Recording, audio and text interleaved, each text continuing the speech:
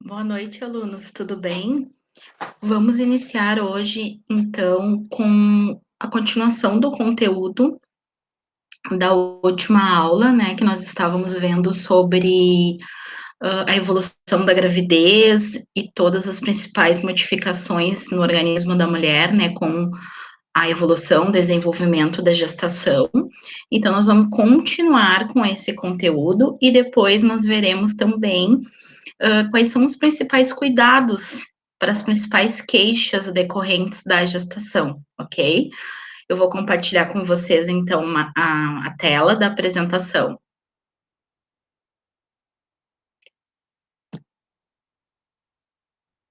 Continuando, então, o que nós vimos na aula passada, nós havíamos falado principalmente sobre as modificações do útero, e agora nós vamos entrar no sistema cardiovascular. O que que ocorre, então, quais são as modificações na gestação no sistema cardiovascular? As principais modificações são hipertrofia cardíaca secundária ao volume sanguíneo e débito cardíaco aumentado. O que que significa isso? Que a gestante, no desenvolvimento da gestação, ela aumenta esse volume sanguíneo, pode aumentar de 1 litro a 1,5 litro durante toda a gestação. E com isso pode ocorrer um aumento do coração e o débito cardíaco também aumenta. Em decorrência disso, entre a 14ª e a 20ª semana, o pulso pode aumentar de 10 a 15 batimentos por minuto. E podem ocorrer também presenças de arritmias, tá? Então é bem comum que essa gestante apresente alguma arritmia ou até alguma arritmia que estava, digamos assim, escondida na gravidez, ela se apresenta. Então, isso pode acontecer também. O volume sanguíneo aumenta, então, como eu já disse, de 1 litro a 1,5 litro durante toda a gestação, e podem ocorrer anemias. Vocês verão que as gestantes, elas normalmente apresentam uma anemia fisiológica, que a gente chama, que é uma anemia que ainda é considerada normal por ser da gravidez. Por que que isso acontece?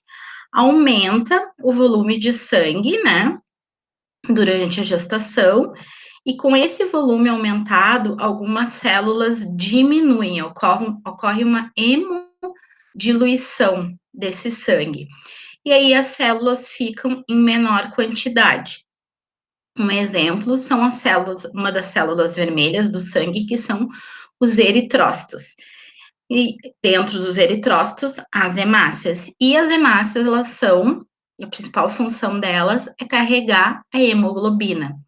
Se ocorre uma diminuição dos eritrócitos e uma diminuição da hemoglobina nesse sangue, a mulher pode apresentar uma anemia fisiológica que a gente chama. Claro que em alguns casos essa anemia pode aumentar, por isso que são solicitados exames, hemograma durante a gestação, para que a gente consiga identificar se essa anemia está dentro do esperado ou não. E também por causa dessa anemia fisiológica é que a mulher acaba recebendo sulfato ferroso no decorrer da gestação, tá? O tempo de circulação diminui um pouco também. E o que ocorre, é bem comum acontecer, são as varizes, né? Então, devido a essa circulação aumentada e o edema, a mulher pode acabar apresentando varizes, e o edema, que é uma das principais características da gestação, principalmente mais no final, né, no terceiro trimestre da gestação, e essas mulheres que acabam passando pelo terceiro trimestre durante o verão, então elas tendem a ter um edema muito maior do que as outras. O que a gente sempre tem que cuidar nessas mulheres que têm edema é se o edema não está associado a uma pressão aumentada. Então, ele não é, a gente não tem que verificar ele sozinho, ele sempre tem que ser avaliado com outros itens, né? O sistema respiratório, então, o que acontece com o sistema respiratório? Conforme vai havendo esse aumento do útero, há uma expansão torácica aumentada. O que acontece? O diafragma é deslocado, pode ser deslocado em até 4 centímetros, porque o útero empurra ele para cima. E isso acaba ocasionando uma pressão aumentada nos pulmões, né? E à medida que a gravidez avança, a respiração ela pode passar de torácica para abdominal. Tudo por causa desse aumento do útero que acaba deslocando o diafragma, e aí a mulher pode ter esses problemas respiratórios dentro do esperado, né? A gente sempre tem que avaliar essa mulher.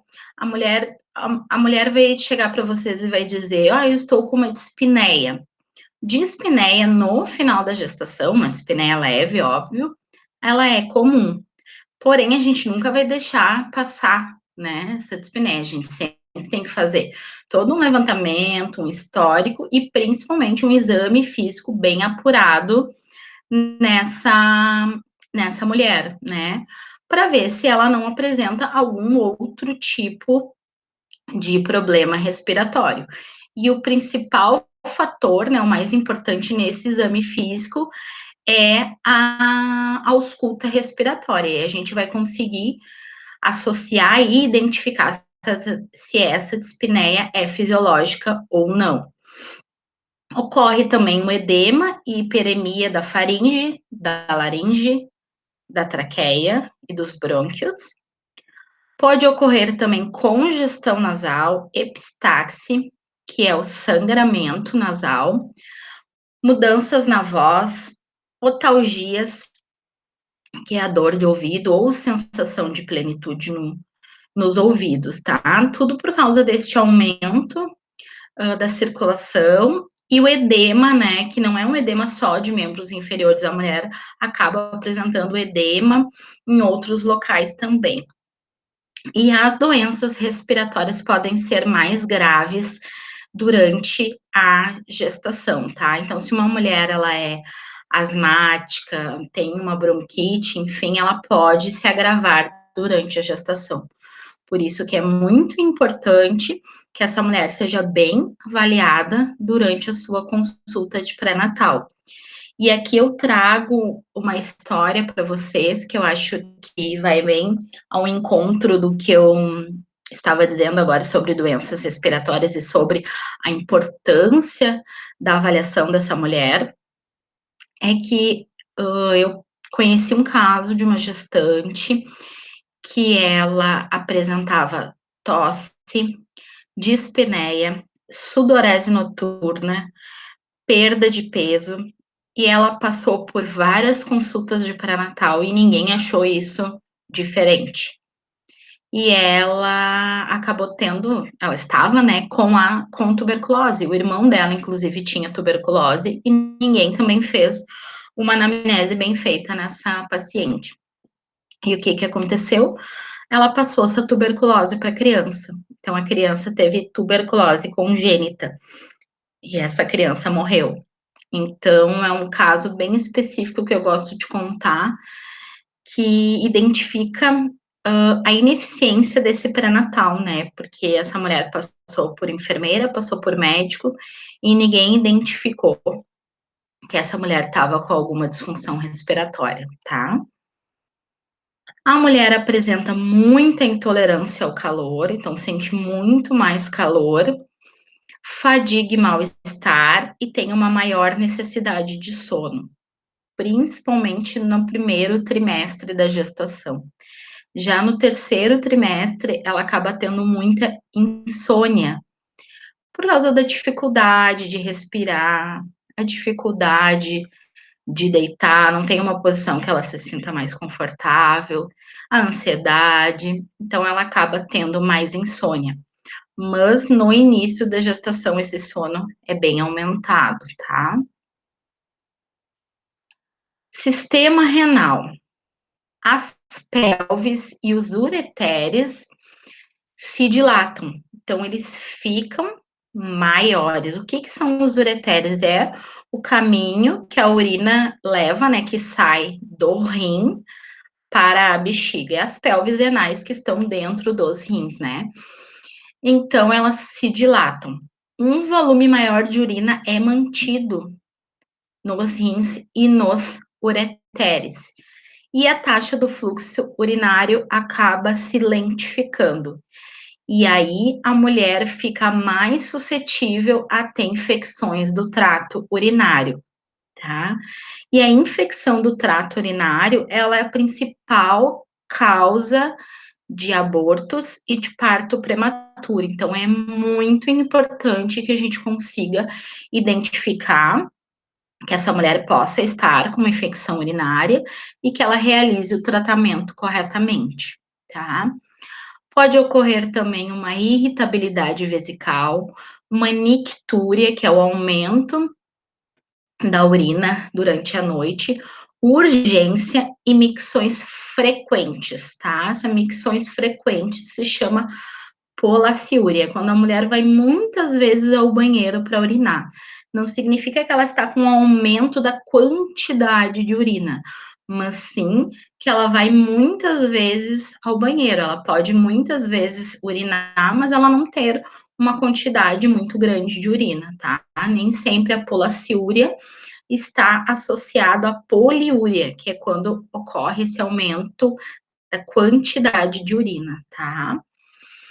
Pode acontecer também, normalmente acontece uma retenção hídrica, que a mulher acaba ficando mais edemaciada, e pode ocorrer também mais sede no início da gestação, então no primeiro trimestre. Sistema tegumentar, então a parte da pele a gente nota bastante modificações e que às vezes incomodam um pouquinho essa gestante, mas são modificações que elas acabam retornando ao normal após esse parto. O melasma ou cloasma facial.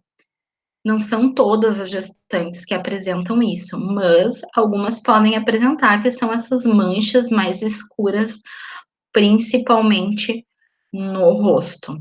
Isso é comum e é devido ao aumento dos hormônios na gestação. Linha negra. Todos já devem ter visto alguma gestante com a linha negra. Não são todas que apresentam isso, elas costumam aparecer mais em gestantes com a pele um pouco mais escura, né? E por que ela acontece isso? É um aumento dos hormônios e eles acaba acontecendo um depósito dessa coloração, né, em algumas partes do corpo que se esticam. Então, a parte que mais estica, digamos assim, do corpo da mulher é a barriga. Então, por isso que há esse acúmulo de pigmentação ali na barriga e acaba acontecendo a linha negra. Muitas vezes ela pode acontecer, essa linha se desenvolver até o umbigo, e outras vezes até em cima, né, percorrendo toda a barriga. E tem muitas mulheres que não apresentam nada.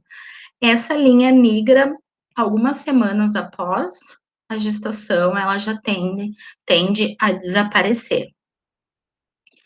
Estrias gravídicas, bem comum, né? Essas estrias acontecem devido ao esticamento da pele, né? Rompe essas fibras da pele e acaba acontecendo essas estrias. Algumas mulheres apresentam, outras não. O recomendado é que se passe, né, óleos para evitar isso, mas não tem estudos muito comprovados sobre a eficácia disso.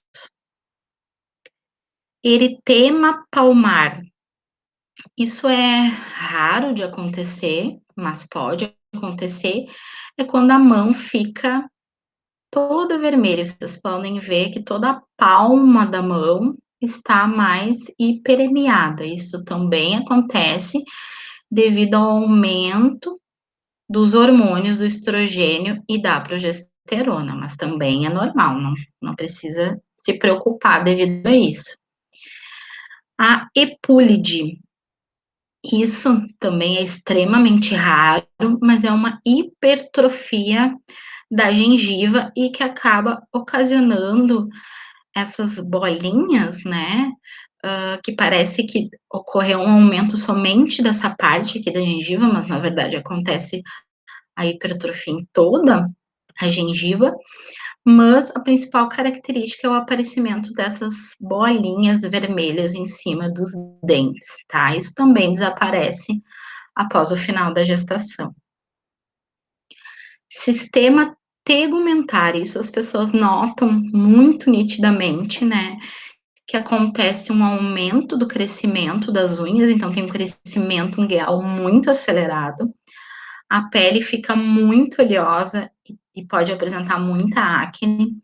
Inclusive, muitas mulheres desconfiam que estão grávidas, porque algum momento ela aparece com mais espinhas do que o normal. Então, eu já ouvi relatos de mulheres que acharam que poderiam estar grávida por causa do aumento das espinhas no rosto. Há um crescimento excessivo dos pelos, tá? Ele normal, só que há esse crescimento acelerado. E também há um crescimento acelerado do cabelo. Então, provavelmente vocês já devem ter ouvido falar que as mulheres comentam, né, que o cabelo cresce mais rápido durante a gestação, que o cabelo até fica mais bonito durante a gestação. Isso não é mito, é verdade, tá? Alterações na postura. Então, devido ao aumento do útero, ao aumento daquele volume abdominal, a mulher acaba se deslocando mais para frente. Então, o centro de gravidade dela se desloca mais para frente.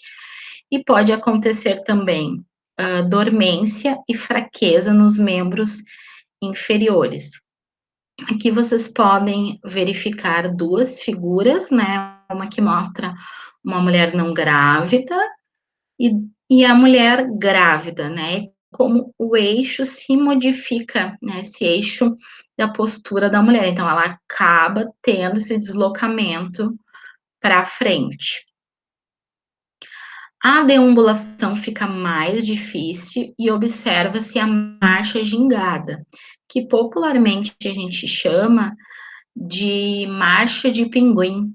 Então, se a gente observar uma mulher, parece que ela caminha igual a um pinguim, tá? Os músculos da parede abdominal se alongam e eles perdem o tônus, né? O tônus muscular. E eles podem se separar, acontecendo a diástase abdominal, que vocês também já devem ter ouvido falar. Na figura da esquerda, são os músculos normais, né, sem essa distensão, a figura da esquerda, e na figura da direita vocês podem ver essa distensão aqui dos músculos, então eles acabam ficando extremamente separados, tá? Isso se chama diástase abdominal. E isso, quando acontece, quando é comprovado que é uma diástase abdominal, né, a mulher não consegue corrigir de outra forma que não seja através de cirurgia. Para corrigir isso, então, infelizmente, tem que ser através de cirurgia. Sistema neurológico. Pode ocorrer alterações sensoriais nas pernas e também é bem comum acontecer síndrome do túnel do carpo. Por quê? Porque esse edema que acontece em volta ali desses nervos periféricos, eles acabam pressionando essas articulações, esses tendões, e aí sim, pressionando, a mulher acaba tendo essa dormência, né, nas mãos e, consequentemente, um, acaba acontecendo essa síndrome do túnel do carpo, que é bem comum, mas é bem chatinho, assim, para quem presencia, mas é algo também passageiro. E não quer dizer que a mulher apresente a síndrome do túnel do carpo durante a gestação e que ela vá continuar tendo, né, esse diagnóstico após. Não, ele tende a desaparecer. A estesia, essa é uma terminologia que significa formigamento, e a dormência nas mãos, tá? Tudo por causa desse edema e dessa pressão exercida sobre os músculos, os nervos e os tendões, ok? Pode acontecer também uma cefaleia tensional. O que é isso?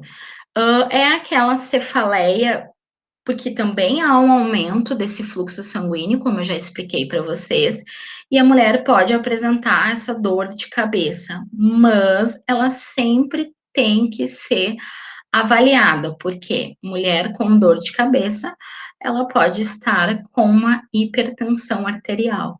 Então, não é um achado isolado e que a gente não vai levar em conta o restante, como eu disse para vocês, sempre fazer uma anamnese e um exame físico nessa mulher. Ela também pode apresentar tonturas, principalmente em regiões mais quentes, e cãibras, tá? Que é bem comum durante a gestação. A êmese gravídica. O que que é êmese? Significa vômitos. São vômitos que podem ocorrer no início da gestação e normalmente eles acontecem entre a quarta e a sexta semana de gestação. A maioria das mulheres presencia isso, tá? Mas ele acontece somente no início da gestação. O apetite normalmente aumenta já no final do segundo semestre e pode acontecer alterações no paladar, que a gente chama de pica. E o que significa isso? Que a mulher pode ter, entre aspas, né, desejo de comer sabão, desejo de comer terra, essas coisas que pra gente é absurdas, né? Isso pode acontecer com a mulher. Essa alteração do paladar é um sinal característico da gestação. Podem ocorrer também salivação excessiva, então aumento da quantidade de saliva, as úlceras pépticas, né, no estômago, a azia, bem comum e não significa que a criança vai nascer com mais cabelo, né, que os populares dizem. Constipação e hemorroidas também. Por quê? Porque com o aumento desse útero, há uma pressão em cima do intestino.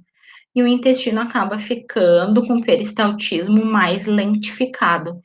E aí a mulher fica mais constipada e tem essa dificuldade de evacuar e, consequentemente, podem aparecer as hemorroidas, certo?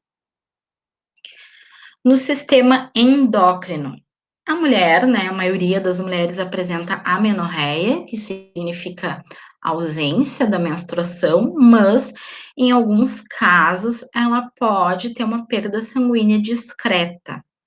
Claro que sempre tem que ser avaliada, se não é um aborto, se não é um descolamento de placenta, mas algumas vezes ela pode ter essa perda sanguínea por alguma alteração hormonal, então sempre tem que ser avaliado.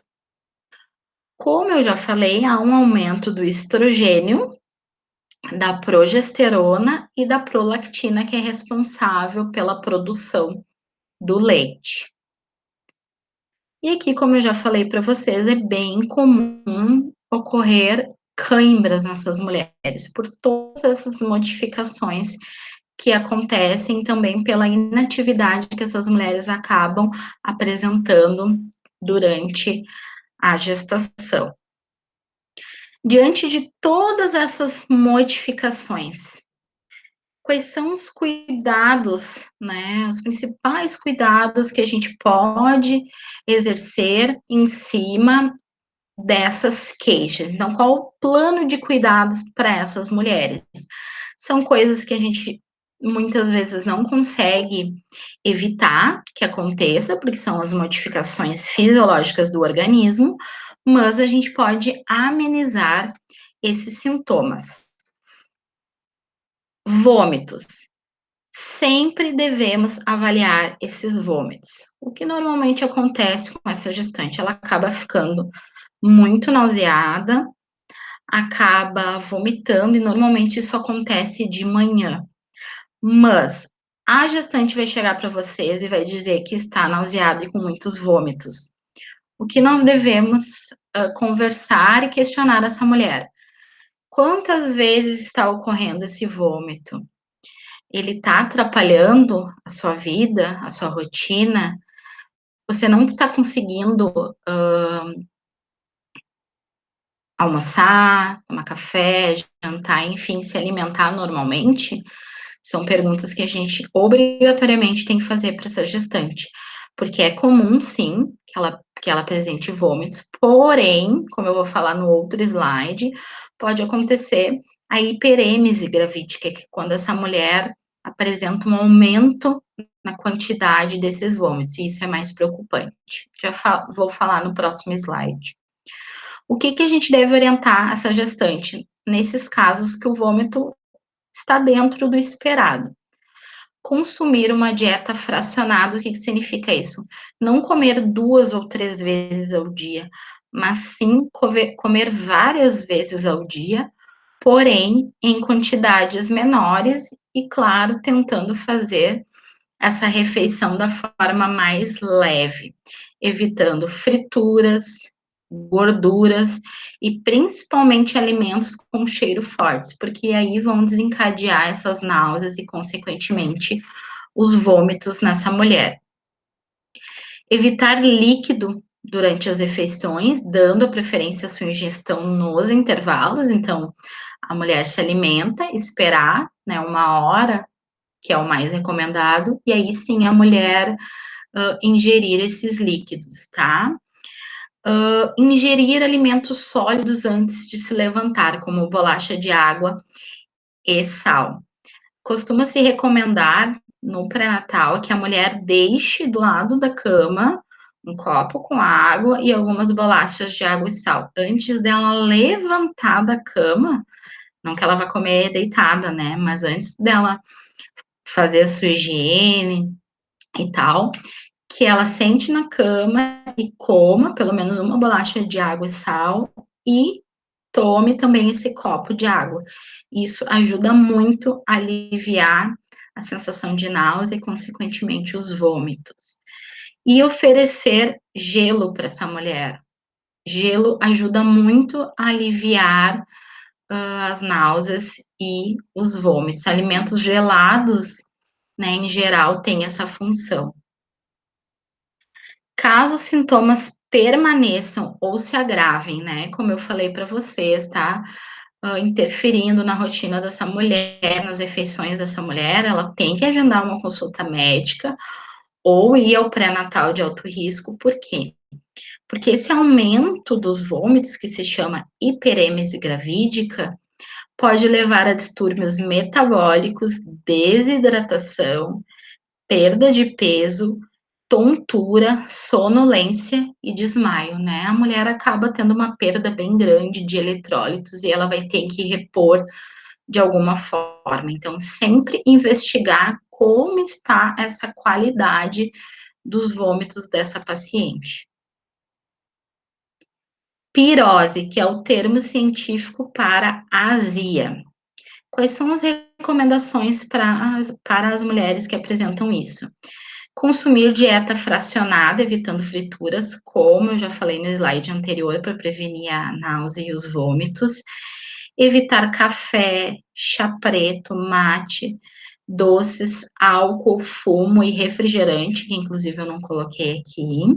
São alimentos que aumentam essa sensação de azia.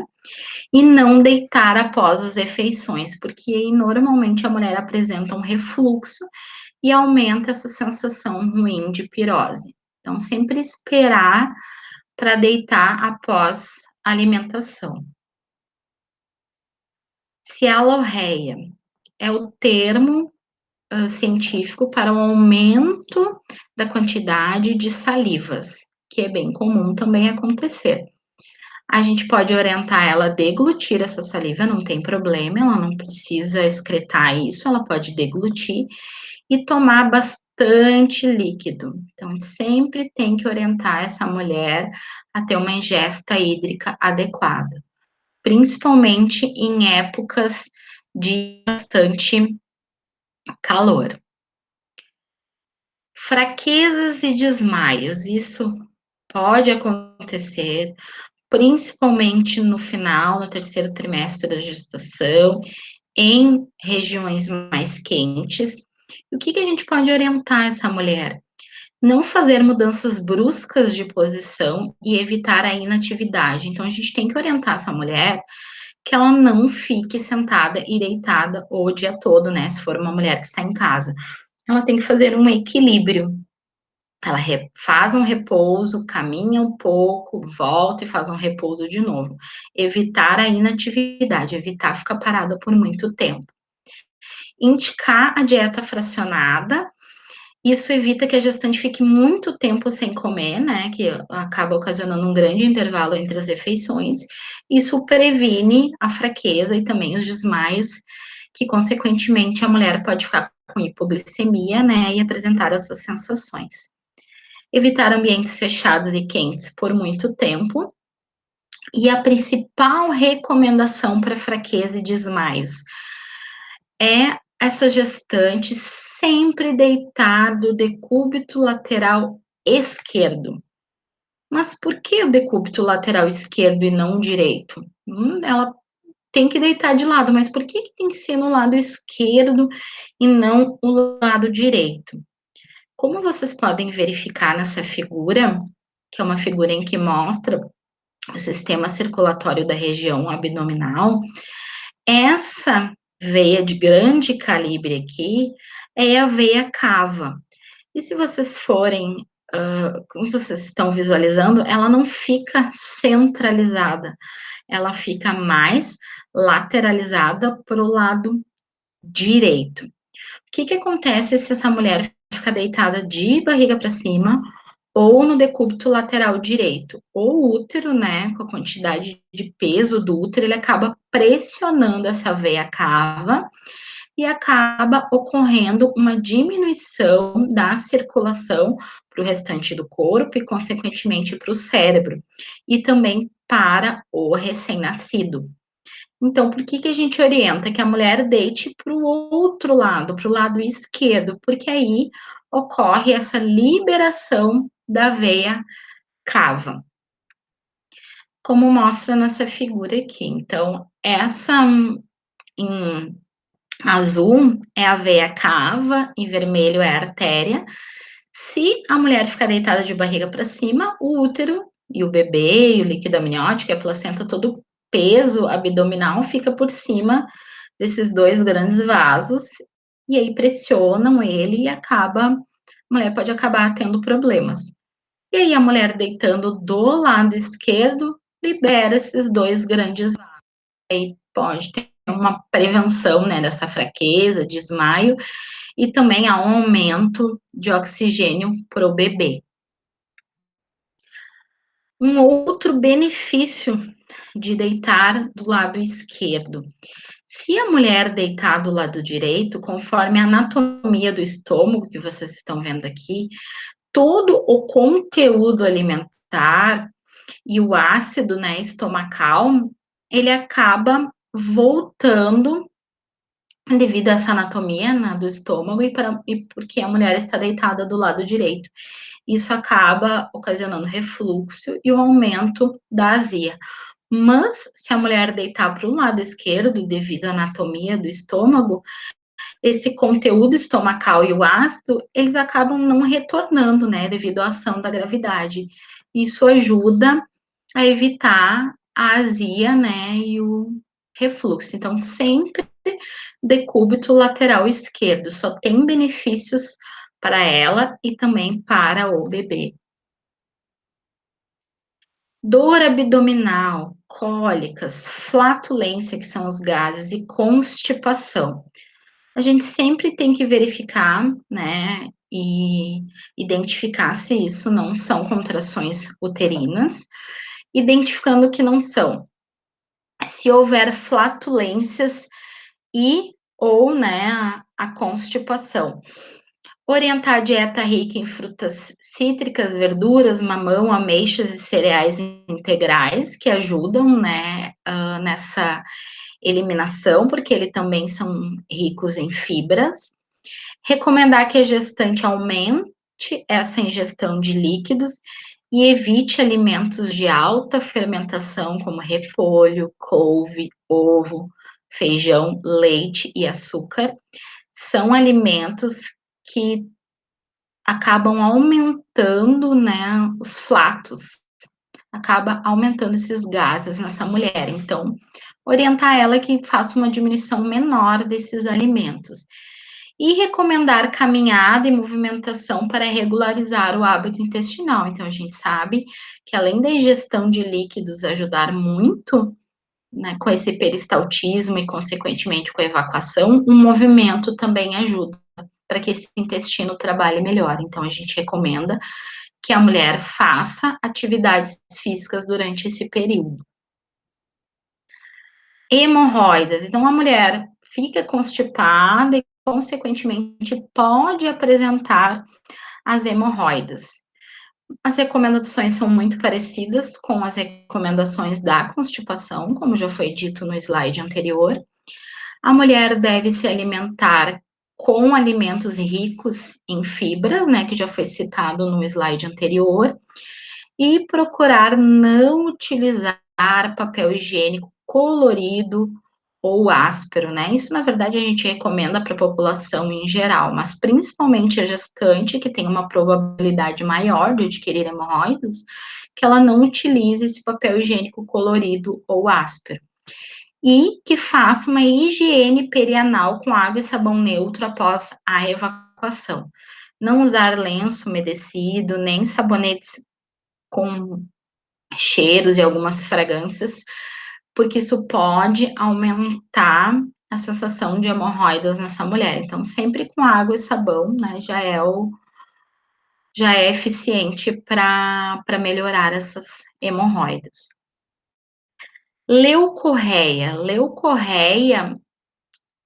que significa um corrimento, né? Leucorreia é um corrimento fisiológico, a mulher normalmente apresenta esse aumento de fluxo vaginal, ele é bem comum durante a gestação, porém, nós sempre devemos orientar essa mulher a observar esse corrimento, para ver se ele não tem odor, se ela não tá com muita coceira e se ele tem uma coloração diferente, porque a leucorreia ela tende a ser transparente ou mais de uma cor de clara de ovo. Se ela apresentar outras cores, né, ficar mais marrom, mais cinza, enfim, mudar essa coloração e também apresentar um odor fétido, ela deve procurar assistência médica. E nunca utilizar cremes vaginais sem orientação médica. Sempre deve procurar assistência antes, que aí a médica ou o enfermeiro vão prescrever o tratamento correto para essa mulher. Queixas urinárias, como eu já disse anteriormente, é normal que a mulher apresente a polaciúria. O que é a polaciúria? É o aumento da frequência urinária. Porém, a gente sempre tem que ficar alerta e questionar essa mulher durante a anamnese se ela apresenta disúria, que é a dificuldade e a dor ao urinar, ou hematúria, que é a excreção de urina, excreção de sangue na urina, tá? Hematúria é sangue na urina e disúria é dor para urinar. Se ela apresentar esses sinais, já é um sinal de alerta, né, que essa mulher possa estar com uma infecção do trato urinário. E sempre fazer um exame físico juntamente com a verificação dos sinais vitais e também a gente questionar essa mulher se ela apresentou febre neste período. Sempre orientar sobre a ingesta hídrica, que é muito importante na prevenção dessa infecção do trato urinário, e uma higiene íntima adequada. Isso parece muito simples para a gente, mas para muitas pessoas não. Então, tem muitas pessoas que não sabem que alguns itens e algumas coisas que a gente faz é prejudicial para a saúde da mulher. Então, sabonete íntimo não é recomendado, porque ele acaba mudando o pH vaginal, e aí a mulher fica mais suscetível a ter infecções. Não se deve depilar diariamente, porque tu vai estar sempre abrindo ali a pele, tendo uma porta de entrada, então não depilar diariamente. Evitar as duchas vaginais pelo mesmo motivo, porque aumenta e altera, desculpa, a flora vaginal dessa mulher, ela fica mais suscetível a ter infecções. E nunca utilizar lenços umedecidos, nem aqueles lenços íntimos para fazer a higiene. Sempre procurar usar papel sem perfume, aqueles papéis que não são ásperos, né, como eu já falei no slide anterior, e sempre dar preferência para calcinha de algodão. A principal recomendação para prevenção de infecção urinária nas mulheres em geral, e não somente nas gestantes, é sobre a higiene da parte íntima. Muitas mulheres acabam fazendo essa higiene, acabam fazendo essa secagem da vagina após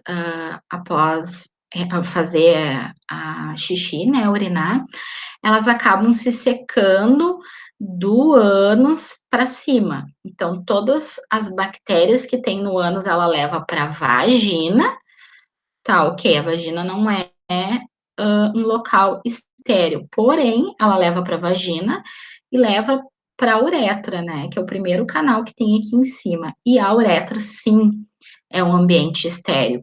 E aí ela levando essa bactéria lá para a uretra, e aí essa bactéria ascende para a uretra, vai para a bexiga e pode ir até os rins. Então, essa mulher acaba apresentando essa infecção urinária. E muitas das infecções urinárias, quando a gente faz um exame para descobrir qual é a bactéria, a gente acaba descobrindo que é a Escherichia coli, que é uma bactéria presente no intestino. Então, parece uma coisa básica, mas a gente sempre tem que questionar essa mulher como ela faz essa higiene. Se ela faz dessa forma adequada, né, do ânus em direção à vagina e à uretra, a gente sempre tem que orientar que ela faça ao contrário, que ela faça do lugar mais limpo para o mais sujo. Então, começa se secando da uretra para a vagina e para o ânus. Assim, ela não terá problema com essa colonização de bactérias, ok? Dispneia, como eu já falei anteriormente, ela é comum no último trimestre, porém, a gente sempre tem que se alertar se a mulher apresenta tosse, um chiado, sibilância, que é como hoje estivesse ouvindo um miadinho de gato, e o chiado é como se fosse uma chaleira, tá? Isso tem muitos casos que a gente consegue ouvir sem auscultar, mas claro, a gente vai fazer a ausculta nessa mulher. Se essa dispneia vir acompanhada de febre, um aumento dessa secreção e esforço respiratório, então aquela dificuldade para respirar, e tiragem. Tiragem é quando a pessoa utiliza músculos acessórios para respiração. Então, acaba tendo a tiragem furcular, a subcostal e a intercostal, que é quando a gente observa o paciente, a gente consegue ver aqueles músculos, falando de uma forma bem grosseira, se afundando.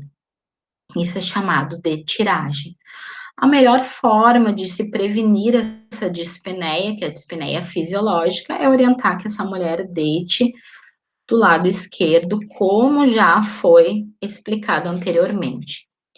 E nós, profissionais da saúde, sempre devemos ter uma escuta acolhedora para essa paciente, porque às vezes ela pode estar com essa dispneia e ser associada com uma crise de ansiedade. Então, muitas vezes a mulher precisa só conversar e se acalmar. Então, sempre devemos ter essa escuta acolhedora, tá? Sobre a mastalgia, então, esse aumento de dor nas mamas, ele normalmente é comum, uma dor assim bem controlável, né, devido à fisiologia da gestação e ao aumento ali das mamas e das glândulas. E a gente sempre pode orientar essa mulher que ela utilize sutiã com uma boa sustentação. Claro, sempre descartando alguma intercorrência mamária, né, a gente sempre tem que, conversar com essa mulher e fazer o exame físico. Claro que a gente vai fazer um exame nessa mama para ver se não tem alguma alteração, algum nódulo, alguma infecção. Descartando isso, a gente faz essas recomendações. Aqui eu trago algumas fotos para vocês de sutiãs que são recomendados e sutiãs que não são recomendados. Esse do lado direito é um sutiã que não é recomendado, por quê? Ele não faz uma boa proteção da mama e não tem uma boa sustentação. Como é que eu sei quando ele está protegendo e está sustentando bem? É aquele sutiã que não deixa partes da mama para fora, né, não deixa partes visível da mama, que não aperte aqui nos ombros, e sempre procurar não utilizar sutiãs com os arames, nem com bojo. Então, é os sutiãs mais simples, aqueles sutiãs de vó, como a gente chama, porém ele é um sutiã bem largo, como vocês podem ver nessa figura abaixo.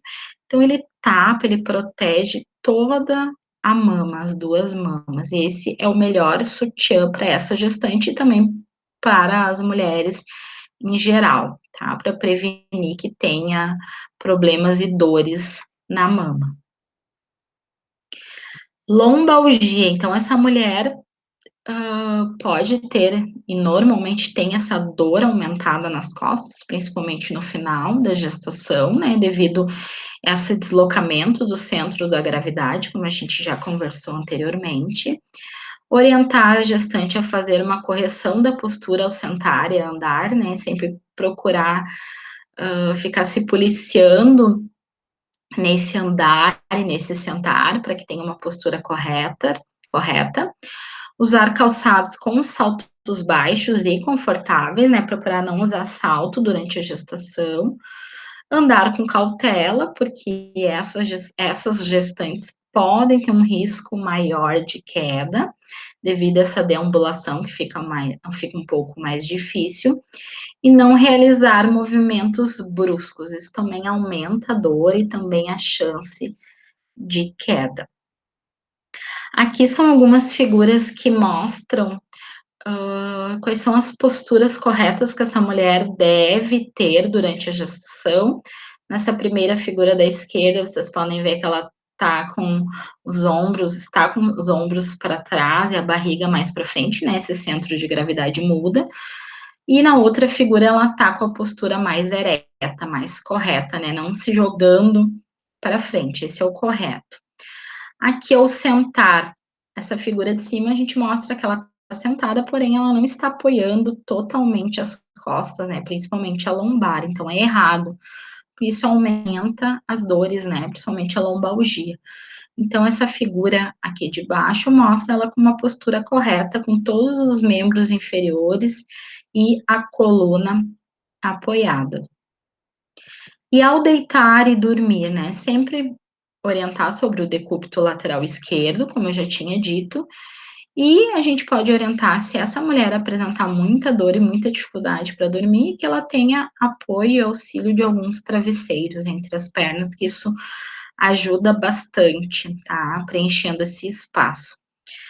Caminhada, né, é importante que a gente oriente que essa mulher faça uma atividade física, né, não precisa ser exatamente a caminhada, mas que ela não fique inativa por muito tempo, porém, a gente sempre tem que orientar que ela caminhe com roupas confortáveis, principalmente com calçados confortáveis, que consiga ter esse apoio total do pé nessa caminhada, e sempre, ao fazer atividade física, aumentar a ingesta hídrica, então sempre orientar que ela tenha uma garrafinha de água junto.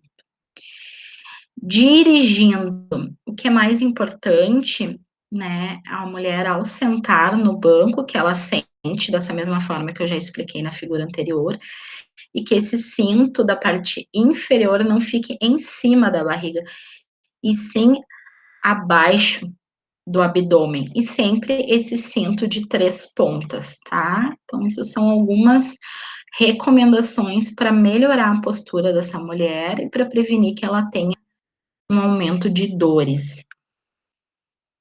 Varizes, que também é comum devido a esse aumento do fluxo sanguíneo. O que que a gente pode orientar essa mulher?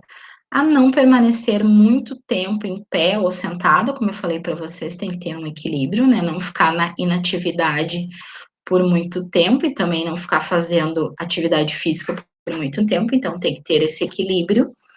Repousar várias vezes e sempre orientar ela quando ela for repousar que ela eleve essas pernas, isso vai ajudar na prevenção das varizes e também do edema. Não usar roupas muito justas e aquela mulher que tiver a possibilidade, comprar, adquirir uma meia calça elástica, que ajuda nas varizes e também ajuda na prevenção de trombose. Cãibras também é comum, né, durante a gestação, a gente pode orientar ela a massagear o músculo contraído, evitar o excesso de exercícios, como eu já falei, ter um equilíbrio, e sempre realizar alongamentos antes e após o início, desculpa, dos exercícios, né, para prevenir que ela tenha essas câimbras durante a atividade ou após, tá? O cloasma gravídico. Então, são aquelas manchas, né, como eu mostrei na figura anterior, não tem como prevenir que ele aconteça, porém a gente pode orientar ela em alguns cuidados para que ele não se estenda, né, que não aumente, é não se expor ao sol sem o uso do protetor solar. Então, é muito importante que essa mulher utilize protetor solar em todas as partes expostas do corpo, né? Isso vale para a população em geral, mas principalmente para gestante, para prevenir que esse cloasma aumente, né, no rosto dela. Estrias, como eu falei para vocês, não tem nada comprovado, né, que possa se prevenir, porém, ainda é recomendado que faça massagem local com alguns óleos e cremes na tentativa de prevenir. E após o aparecimento dessas estrias, procurar não coçar, a gente sabe que dá muito prurido, mas orientar essa gestante que não coce, que aí pode piorar a situação dessas estrias. Edema, como eu já falei anteriormente, vai ajudar a prevenir a mulher ficando do decúbito lateral esquerdo. Isso é algo que vocês não podem esquecer nunca. Gestante, decúbito lateral esquerdo, ok? E elevar os membros inferiores. Então, sempre que a mulher estiver em situação de repouso, que ela eleve esses membros. Isso vai ajudar na prevenção e na diminuição do edema. Porém, a gente sempre tem que avaliar essa gestante de uma forma completa quando ela apresentar esse edema, porque ela pode estar apresentando hipertensão gestacional ou pré-eclâmpsia.